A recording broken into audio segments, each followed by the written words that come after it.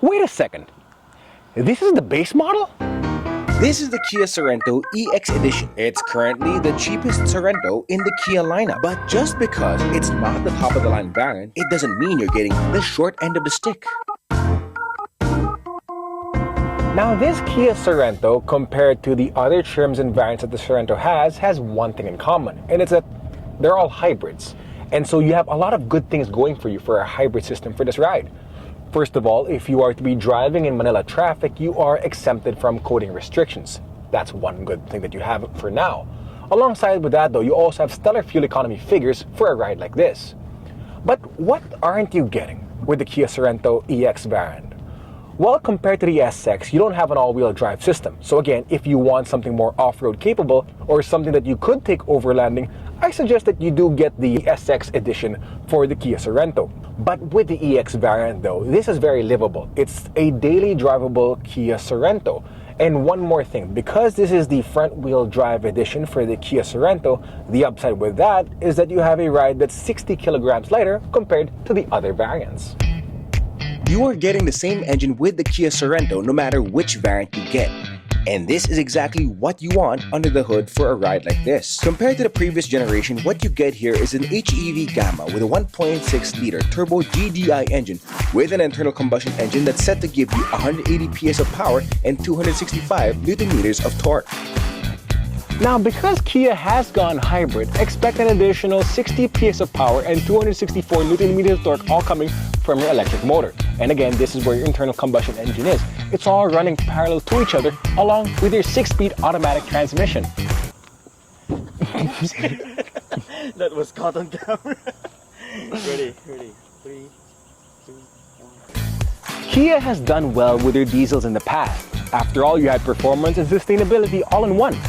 But with the hybrid though, it gets even better. Now, in the city, you're expected to have 12 kilometers per liter in the city, depending on the traffic, depending on your driving habits, and also if you have a full charge on your battery. But out on the open roads, with this ride, you're gonna get at least 20 kilometers per liter. Now, if you're a purist who isn't used to the EV lifestyle, should the electric component of this vehicle worry you? I don't think so. Now, first of all, this car is fueled by unleaded gasoline. There's no plug-in feature for this particular model or this particular trim. And because there's no plug-in feature for this trim, it means that if your ride gets low battery or low on the range, just go to any gasoline station and fill it up with unleaded fuel and you're gonna be okay. And what you get with a full tank, you have at least 900 kilometers on a full tank with the Kia Sorento EX. And that's a lot. It's like a trip from Manila to Bicol and pretty much back, depending on your driving habits and your driving styles. Inside the Kia Sorento, you realize that this is the kind of ride that you wouldn't mind driving, but you also wouldn't mind being driven around in. The second row seats have plenty of space here in the back, even for a guy like me behind my preferred driving position. Now, there's not a lot of bells and whistles here, like let's say a sunroof or leather seats, and if you want those options, again, get the higher trims. But if you're the kind of guy who likes to keep his car simple, this is the way to go. Seats are mechanical, they slide, and they also recline. So again, plenty of space also for the guy sitting in the third row. More about that later. Now, if there's one thing that you're going to be extra careful about this car is the color that you have for your interior. There's a lot of white here, so it might get risky if you ever decide to eat tacos in this car while you're stuck in traffic. So think about that little detail. But if you're stuck in traffic while sitting in the back of this car, well, you got a pretty good sound system and you got plenty of space to enjoy the view. This here is the Kia Sorento. Here's 5 reasons why this SUV should be your next family car. Kilala ko yun ah. And look, there's space in the third row. Now the third row seats, it lies more towards the functional side. Now for a tall guy like me, this is the headroom that I have and this is the kind of knee room that I have. Now granted, I had the second row seats slid just a little bit forward for me to be able to sit here in the back. If you are to have a passenger here in the rear, it is suggested to leave it for kids or for adults on short trips only. But if you're going to be sitting here in the back, is that you have a blower here in the back with adjustable speed so that you're going to be able to have more or less air here in the third row. And if you're going to be having any drinks, you have cup holders here on each side, and you still have windows here so that you can have just a little bit more natural light if you were to be sitting here in the third row. And one last thing is that if you need to charge a gadget, there's a 12-volt socket here on the right side. Talking about cargo, there's plenty of space in the back even with the third row seats in place. If you needed more space, fold the third row seats. They fold flat, and that gives you so much space here in the back. Space to fit in a box, a cooler, and plenty more space as you can see. Heck, even I sit here. Even I can fit here. Not bad, right? But if you needed more space for this ride though, you could always push this button here, and that folds the second row seats flat in a pretty electronic sort of configuration so that it's all easy accessible.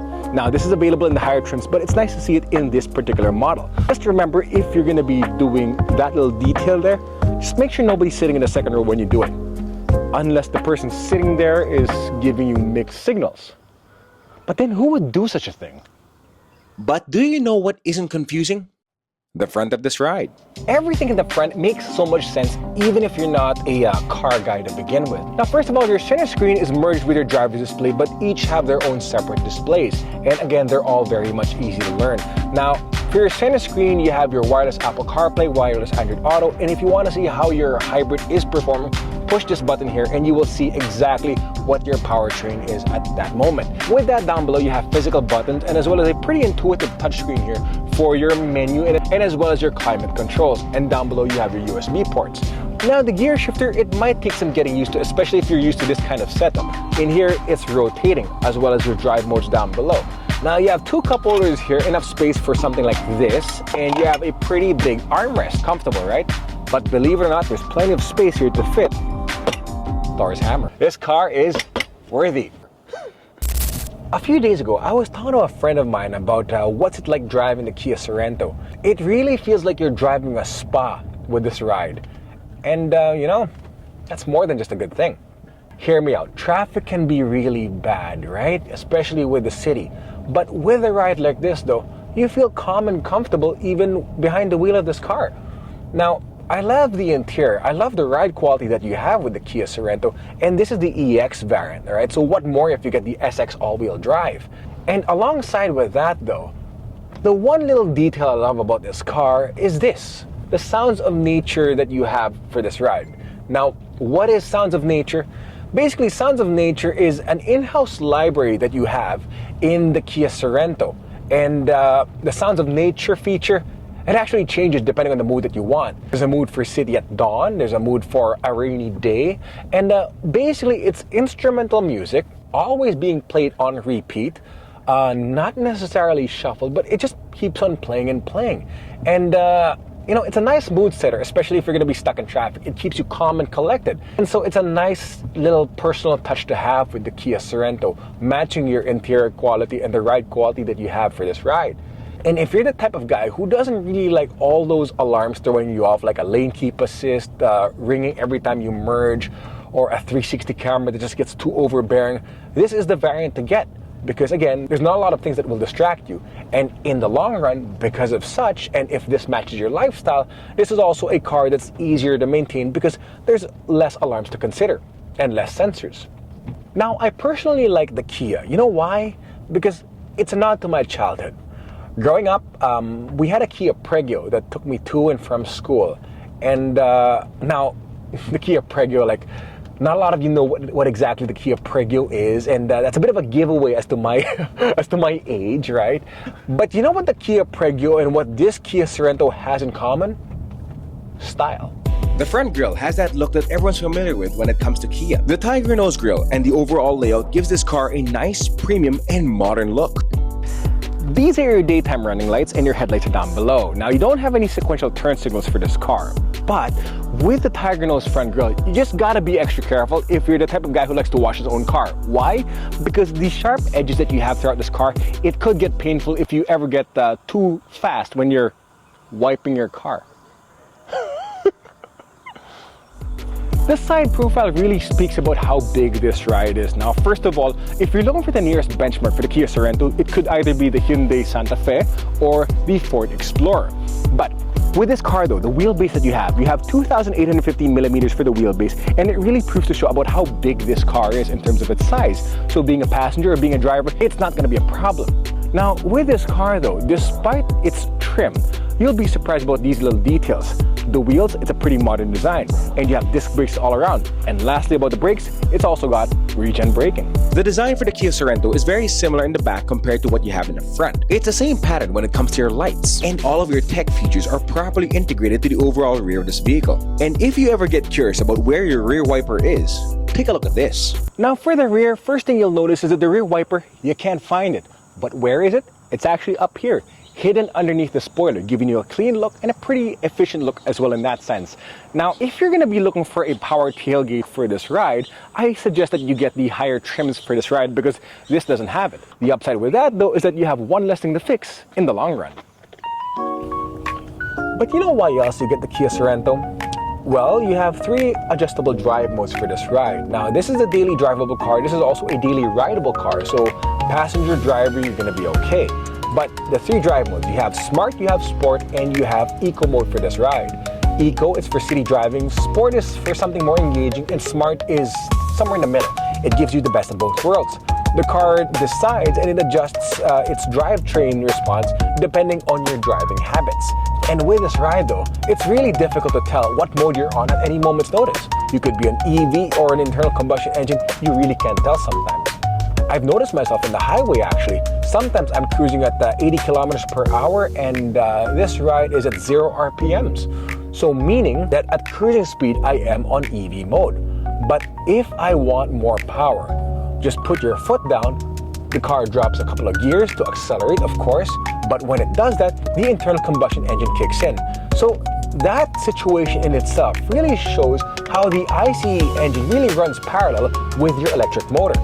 And one last thing about this ride, let's talk about the price. Now let's talk about one thing that I personally don't really like talking about a lot, and that's the price. Now, admittedly, I don't really like talking about this price because you could be watching this at a different point in time, meaning you could watch it now and the price might change tomorrow, all right? And that happens a lot in media, and that's why I'm very careful about mentioning the price. I worry about being misquoted. But ballpark figure though, this car is around 2.2 million Philippine pesos. The top of the line variant is around 2.7 million Philippine pesos. And therefore, when you look at the difference between the two, there's roughly $500,000 between the SX and the ES variant.